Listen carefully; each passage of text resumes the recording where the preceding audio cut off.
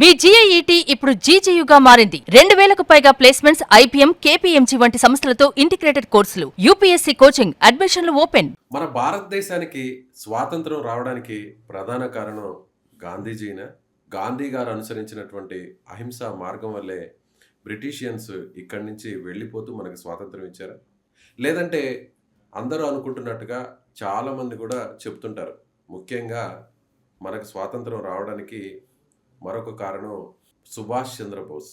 So ఆయన Indian ఆర్మీని ఏర్పాటు చేయడం, దానివల్లే బ్రిటిషియన్స్ భయపడి మనకు ఇండిపెండెన్స్ను ఇవ్వడం జరిగిందా? వీటి గురించి తెలుసుకునే ప్రయత్నం చేద్దాం. సో మనతో పాటు ఉన్నారు major Oberoi academy founder, retired army officer major Oberoi గారు ఉన్నారు. సార్ నమస్తే. నమస్తే సార్. సో స్ట్రైట్ క్వశ్చన్, మనకి ఇండిపెండెన్స్ రావడానికి మెయిన్ రీజన్ గాంధీ గారా, నేతాజీ గారా? అంటే if I have to choose, ఇద్దరి మధ్యలో ఒక్కరిని మీరు చూస్ చేసుకోవాలి అంటే అది ఖచ్చితంగా సుభాష్ చంద్రబోస్ గారు. నేతాజీ గారే. నేతాజీ గారే 100% సార్. గాంధీ గారు నేషనల్ మూమెంట్కి ఒక మాస్ మూమెంట్ కన్వర్జన్లో చాలా పెద్ద పాత్ర ఆయన పాత్ర చిన్నది అని నేను అనట్లేదు, కానీ డైరెక్ట్ రీజన్ సార్. ఈ స్టేట్మెంట్ నేను చెప్పట్లేదు సార్, అప్పట్లో బ్రిటన్కి ప్రైమ్ మినిస్టర్ క్లెమెంట్ అట్లీ గారు చెప్పిన స్టేట్మెంట్ ఇది. We did not fear Gandhi, but we feared Subhash Chandra Bose. ఆయన ఓపెన్ స్టేట్మెంట్ ఇచ్చారు. It is an open recorded history statement, sir. It is recorded history that he said Gandhi is not the reason for India's independence, it is Subhash Chandra Bose అని చెప్పారు. ఎందుకంటే మీకు history చెప్పాలంటే sir, soldiers ఉంటారు కదా sir, సోల్జర్స్లో mutiny జరిగినప్పుడు control చేయలేము sir. అంటే ఎదురుపాటు అంటాం కదా మనము. 1857లో ఎలాగైతే మ్యూటినీ జరిగిందో తిరుగుబాటు అంటాం కదా సార్, అదే విధంగా నేవీలో INAలో తిరుగుబాటు స్టార్ట్ అయిపోయింది. సో బ్రిటిష్ వాళ్ళకి అర్థమైపోయింది ఏంటంటే ఇప్పుడు ఇది మాస్ మూమెంట్ నుంచి యూనిఫామ్లోకి వచ్చేసింది కాబట్టి ఇంక దీన్ని మనం కంట్రోల్ చేయలేం. అంటే అప్పుడు బ్రిటిష్ ఆర్మీలో ఉండే మన ఇండియన్స్ తిరుగుబాటు చేస్తే రాయల్ ఇండియన్ నేవీ తిరుగుబాటు అంటారు. రాయల్ ఇండియన్ నేవీ మ్యూటినీ అంటారు కదా సార్, అదే ఇది. మన బ్రిటిష్ ఇండియన్ ఆర్మీ స్ట్రెంత్ దాదాపు 25 లక్షలు sir. British Indian army strength, అందులో బ్రిటిష్ వాళ్ళ స్ట్రెంత్ 25,000. 25 లక్షలు ఎక్కడ, 25,000 ఎక్కడ? 25,000 25 లక్షల్ని కంట్రోల్ చేశారు, 25 కోట్లు కంట్రోల్ చేశారు. సో వాళ్ళకి అర్థమైంది ఏంటంటే ఈ 25 లక్షల మీద మన కంట్రోల్ లూజ్ అయిపోయింది. The moment it will go loose, ఇంకా మనం కంట్రోల్ చేయలేము. అమర్యాదగా బయటికి రావడం కన్నా ఇచ్చేస్తే పోలా. ఇండియా చేతిలో ఓడిపోయి వాళ్ళకి దేశాన్ని వదిలి పారిపోయారనే మాట కంటే మనమే స్వాతంత్రం ఇచ్చాము అనే పేరు అంతే కదా సార్. ఇప్పుడు 1942 క్విట్ ఇండియా మూమెంట్ తర్వాత 47 మధ్యలో పెద్దగా ఏమీ జరగలేదు sir. Other than this mutiny మనం చూసుకుంటే కనుక మన ఇండిపెండెన్స్ స్ట్రగుల్లో ఏ పెద్ద విషయం ఏం జరగలేదు. 1945 వరకు ప్రపంచం అంతా వరల్డ్ వార్ 2లో బిజీ ఉంది. ఆ తర్వాత యూరోప్ అంతా ఏమైపోతుంది, దాన్ని మళ్ళీ బాగు చేయడంలో బిజీ అయిపోయింది, అంతే తప్పేం లేదు. కాకపోతే ఒక విషయం జరిగింది sir, United Kingdom UK British సామ్రాజ్యం లోపల నుంచే కుప్పకూలిపోయింది. ఎందుకంటే ఇన్ని సంవత్సరాల యుద్ధాలు ఇవన్నీ చేయడం వల్ల ఆర్థికంగా వాళ్ళు కుప్పకూలిపోయారు. చాణక్య గారు ఎప్పుడో చెప్పారు సార్, నీకు మిలిటరీ బలం కావాలంటే ఫస్ట్ ఆర్థిక బలం ఉండాలి. ఆర్థిక బలం ఉంటేనే మిలిటరీ బలం ఉంటుంది, ఆర్థిక బలం లేని మిలిటరీ బలం నిల్చోదు అని చెప్పేసి వాళ్ళతో అదే జరిగింది సార్. సో వాళ్ళు ఆర్థికంగా ఆ యుద్ధాలు పోరాడి ఆర్థికంగా కూలిపోయారు. అండ్ ఇక్కడ బ్రిటిష్ సామ్రాజ్యంలో ఇక్కడేమో మ్యూటినీ జరగడం వల్ల ఇంకా వాళ్ళకి భయం వేసింది సార్. అంటే సెకండ్ వరల్డ్ వార్ వల్ల లాస్ అవడం అనేది ఒక పెద్ద వాళ్ళకి చాలా పెద్దది. అందులో మన ఇండియన్ ఆర్మీలో, అంటే అప్పుడున్న బ్రిటిష్ ఇండియన్ ఆర్మీలో మన వాళ్ళు పూర్తి స్థాయిలో రెవల్యూషన్ వచ్చేసింది 100%. అదొకటి సార్. రెండో విషయము, అమెరికా కూడా ఒక పాత్ర ఉంది సార్. మనకి స్వతంత్రం రావడంలో అమెరికా బ్రిటన్ మీద ప్రెషర్ పెట్టింది, లీవ్ దెమ్ అనేసి. ఎందుకు అంటే అమెరికాలో ఉన్న ఇండియన్ డయాస్పోరా అమెరికన్ గవర్నమెంట్ మీద ప్రెషర్ బిల్డప్ చేయడం స్టార్ట్ చేశారు. ఎందుకని? మా దేశానికి స్వాతంత్రం ఇప్పించాల్సిందే అనేసి. ఎందుకంటే వీళ్ళు ఫస్ట్ వరల్డ్ వార్ తర్వాత 1914 to 1919 right to self determination అని చెప్పేసి ఒక కాన్సెప్ట్ తీసుకురావడం జరిగింది. దాన్ని మిడిల్ ఈస్ట్లోనే అమలు పరిచారు కానీ మనకి ఇవ్వలేదు. అప్పట్లో కూడా గాంధీ గారు కానీ నెహ్రూ గారు కానీ మాకెందుకు రైట్ టు సెల్ఫ్ డిటర్మినేషన్ ఇవ్వట్లేదు అంటే అది మీకు కాదు అన్నారు. సో ఇప్పుడు 1945 తర్వాత అయినా రైట్ టు సెల్ఫ్ డిటర్మినేషన్ ఇండియాకి రావాలి అని చెప్తే అమెరికా చెప్తే మనకు వచ్చింది. కానీ అమెరికాది కూడా స్వార్థం ఉంది సార్. ఎందుకంటే అమెరికా భయం ఏంటంటే బ్రిటన్ వాడు ఇండియాని కంటిన్యూ చేశాడు అనుకోండి, మళ్ళీ వీడు ఒక సూపర్ పవర్లా ఎదుగుతాడు. ఎందుకంటే బ్రిటిష్ వాడు ఎందుకంటే ఐశ్వర్యం అంతా మన దగ్గర ఉంది. సో మళ్ళీ వీడు 10-12 సంవత్సరాలు 15 సంవత్సరాల తర్వాత మళ్ళీ నేనే రాజునని చెప్తే మళ్ళీ నాకు ఒక కాంపిటీటర్ వస్తాడు. ఒక కాంపిటీటర్ రావద్దు అంటే వీడు వెనక్కి వెళ్ళిపోవాలి. సో ఆ యొక్క నేపథ్యంలో అమెరికా వాడు బ్రిటిష్ వాడికి చెప్పడం జరిగింది. దీనికి ఇంకొక యాంగిల్ కూడా ఉంది. అమెరికా ఏమనుకుందంటే అప్పట్లో చాలా మందికి తెలుసు కోల్డ్ వార్ స్ట్రాటజీ, ఒకవైపు క్యాపిటలిస్ట్ కంట్రీస్, ఇంకోవైపు కమ్యూనిస్ట్ దేశాలు. అమెరికా ఏమనుకుందంటే ఒకవేళ నా ద్వారా ఇండియాకి స్వతంత్రం వచ్చింది అని తెలిస్తే బహుశా నా టీంలోకి వచ్చేస్తాడేమో, ఆ యొక్క డైమెన్షన్లో కూడా అమెరికా బ్రిటన్ ఇంక నువ్వు వెళ్ళిపోయి ఇక్కడి నుంచి అన్నట్టు చెప్పడం జరిగింది. సో మల్టిపుల్ ఫ్యాక్టర్స్ ప్లే చేసాయి సార్. కానీ బ్రిటిష్ వాళ్ళు రాసుకున్న చరిత్రలో మేజర్ రోల్ ఈ సుభాష్ చంద్ర. అది మనం 100% క్రెడిట్ ఇవ్వాల్సిందే సార్. ఆ క్రెడిట్ మనం ఇప్పుడు కూడా ఇవ్వకపోతే ఇంక మనం వేస్ట్ సార్. అంటే కానీ అందరూ కూడా నేతాజీ కంటే కూడా ఎక్కువగా గాంధీజీ గారిని మనం ఎక్కువగా చెప్తుంటాం. ఇండిపెండెన్స్ డే అన్నా కూడా సో మన మీద కరెన్సీ నోట్స్ మీద ఎక్కడ చూసినా గాంధీ గారి గురించి, చిన్నప్పుడు మన పాఠ్య పుస్తకాలు ఇప్పటికి కూడా గాంధీ గారి గురించి ఎక్కువ హైలైట్ అవుతుంటాయి. కానీ నేతాజీ అంటే ఎందుకు మర్చిపోతున్నాం మనం మర్చిపోవట్లేదు సార్. ఖచ్చితంగా ఇప్పుడు ఏమవుతుందంటే సార్, మనము సుభాష్ చంద్రబోస్ గారిని ఒక Indian father of the nation అన్నాం అనుకుందాం. ఆయన అప్రోచ్ కొంచెం రెవల్యూషనరీ అప్రోచ్ సార్. అంటే మన కల్చర్ మనం చూసుకుంటే సార్, ఇప్పుడు మనిషికి ఒక క్యారెక్టర్ ఉంటుంది సార్, అదేవిధంగా దేశానికి కూడా ఒక క్యారెక్టర్ ఉంటుంది సార్. మన దేశానికి క్యారెక్టరే మన సహనం, మన ఓర్పు సార్. ఇది మన ప్రశ్న, మనకి చిహ్నం అదే. ఒకవేళ సుభాష్ చంద్రబోస్ గారిని మనం ఏమంటారు జాతిపిత చేస్తే ఆ క్యారెక్టర్ ఎఫెక్ట్ అయ్యే అవకాశం ఉంది. అంటే రెవల్యూషన్ థాట్స్ ఎక్కువగా వస్తాయి.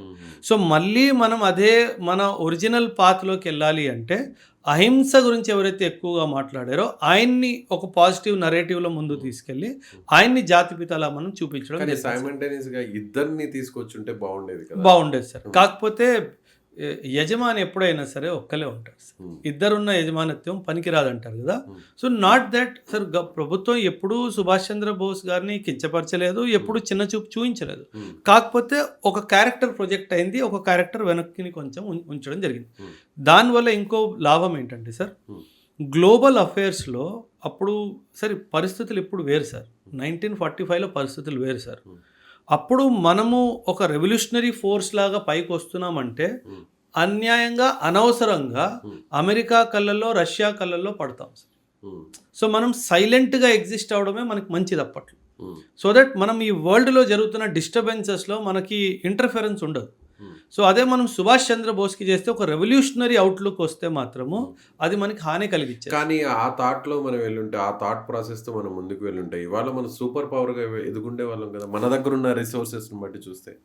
సార్ నాకు అర్థమైనంత వరకు యాజ్ ఏ ఒక ఆర్మీ పర్సన్ నేను చెప్తున్నాను సార్, నాకు అర్థమైనంత వరకు మన దేశానికి సూపర్ పవర్ అవ్వాలి అనే ఆలోచన లేదు sir.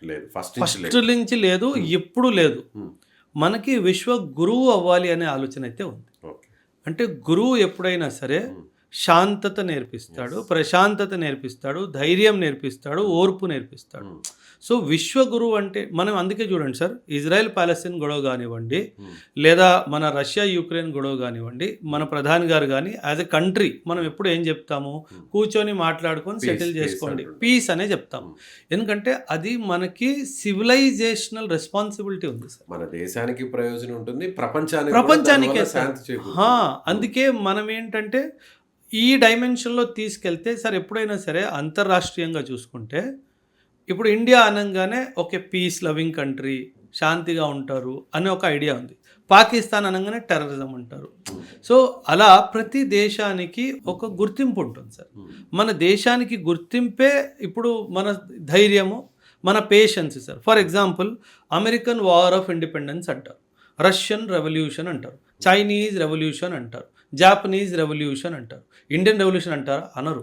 India struggle for independence అంటారు. సో అలా మనము నాన్ వైలెంట్ అప్రోచ్ని తీసుకొని చాలా సహనంతో, చాలా ఓర్పుతో అప్లికేషన్స్, ప్లీడింగ్స్ తెచ్చుకొని తెచ్చుకున్న ఇది స్వతంత్రం.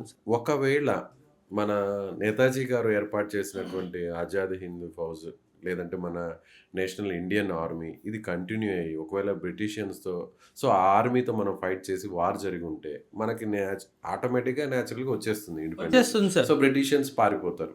తర్వాత ఏం జరుగుండేది? ఒకవేళ ఆ విధంగా వచ్చి ఉంటే మనకి 565 ప్రిన్స్లీ స్టేట్స్ ఉన్నాయి సార్. ఒకటి కాదు, రెండు కాదు. మన దేశాన్ని ఇంటిగ్రేట్ చేసుకోవడం చాలా కష్టమయ్యేది సార్. అప్పుడు ఇప్పుడు ఉన్న ఇండియాలో ఒక 50 దేశాలు ఉండేవి సార్. ఎందుకంటే ఆబ్వియస్లీ మీరు కత్తి బలంతో తెచ్చుకున్నారంటే ఎంతోమంది రాజులు ఉన్నారు కదా సార్, వాడు కత్తి వాడతాడు. సో బికాజ్ మనం ఒక పీస్ఫుల్ ప్రాసెస్ నుంచి వెళ్ళాం కాబట్టి ఇంత బ్యూటిఫుల్ ఇంటిగ్రేషన్ ఆఫ్ ఇండియా జరిగింది సార్. కాశ్మీర్ ఒకటే ఉండిపోయింది, అది పక్కన పెట్టేస్తే ఆల్మోస్ట్ అంతా అయిపోయింది కదా సార్. సో ఇదంతా సులువు అయ్యేది కాదు సార్, ఎందుకంటే మనం కొట్టుకోవడంలోనే బిజీ ఉండిపోయేవాళ్ళు.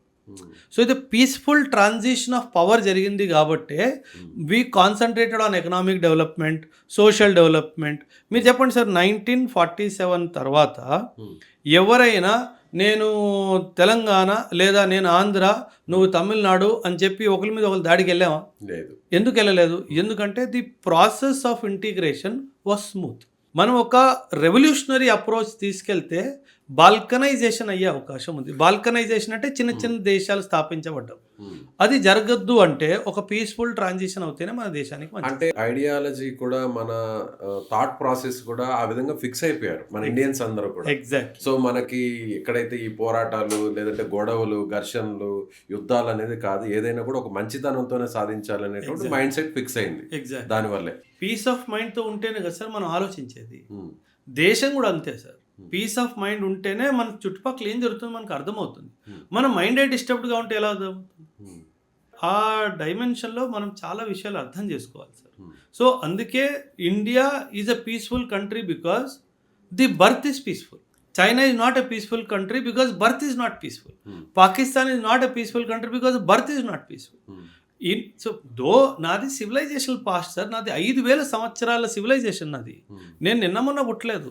సో ఆ సివిలైజేషనల్ హిస్టరీ కూడా ఉంది కాబట్టి అందుకే నేను ఇంత పీస్ఫుల్గా ఉన్నాను. ఇప్పుడు ఫర్ ఎగ్జాంపుల్ సార్, ప్రాబ్లీ ప్రపంచంలో ఎక్కడా లేదు సార్, మనము మన రాజ్యాంగంలో అందరికీ సరిసమానంగా రిలీజియస్ రైట్స్ ఇచ్చాం సార్. మీరు ఈ భూమి మీద ఇంకో దేశం చూపించండి సార్, ఎవరైతే వాళ్ళ రాజ్యాంగంలో రాసి రైట్స్ ఇచ్చినా ఒక్క దేశం చూపించండి. లేదు. వాళ్ళు మతం మీద దాడి చేసినా, వాళ్ళు అరాచకాలు చేసినా వాళ్ళ మతాన్ని మనము యాక్సెప్ట్ చేసాం, గౌరవించాము, యాక్సెప్ట్ చేసాము. So that is the nature of my nations. So ఆ నేపథ్యంలో it came out to be a peaceful country, a peace loving country. ఇప్పుడు న్యూక్లియర్ వెపన్ ఉంది సార్, న్యూక్లియర్ వెపన్ పెట్టుకోవడం నాకు ఇష్టం లేదు సార్. జవహర్లాల్ నెహ్రూ గారు అప్పుడు కూడా చెప్పారు, ఆ తర్వాత వాజ్పేయి గారు కూడా చెప్పింది ఏంటంటే because the world is nuclear I'm forced to be nuclear. అంతేగాని అందుకే అమెరికా లాంటి దేశాలు నాన్ ప్రాలిఫరేషన్ గురించి మాట్లాడతారు, అంటే వేరే వాళ్ళకి ఇవ్వద్దు అని మాట్లాడతారు. మనం ఏం మాట్లాడతాము? కంప్లీట్ డిజార్మమెంట్, అసలు ఉండొద్దు అని మాట్లాడతాం. So that is the difference between India and other countries across the globe. Right, sir. Thank you. Thank you very much, sir.